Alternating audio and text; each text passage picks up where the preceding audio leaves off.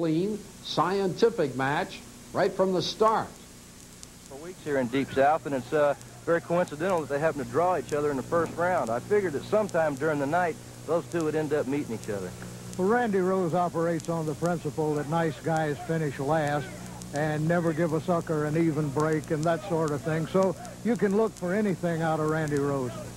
Jim Boss now starting to open up on Richard Sartain in the corner, a couple of forearms to the chest. Arm whips him out. Sartain, nice reversal. Beautiful backdrop. Richard Sartain, as I said, seems to be the aggressor, and Jim Boss may have bit off a little bit more than he can chew. I don't know, Nick. That's a body built to take punishment if I ever saw one. He's a very powerful young man. Richard Sartain, I think, possibly has the edge in wrestling knowledge or natural wrestling ability, but we'll just have to see who can prevail in this, because it's strength against cunning. I think Sartain may be a little bit more smooth with his motion. He may have more of a definite attack plan. I think throughout the past couple of weeks and watching Jim Boss, he seems just to go out and try to outpower men, which strength is his strong suit, I guess is how you would put it. But Sartain, he's more of a psychological type of wrestler.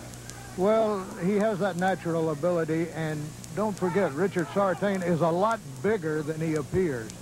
You know, when you don't realize how big he is until you stand next to him. He's a good 240 pounds nowadays, I'd say.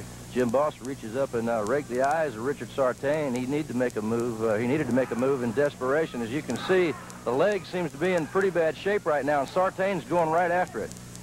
Boss fires out of that corner, found a little opening, and he took it, Rock. Yeah, and he throws that left hook pretty well. Mike Tyson has a left hook sort of like that, and look what he's accomplished.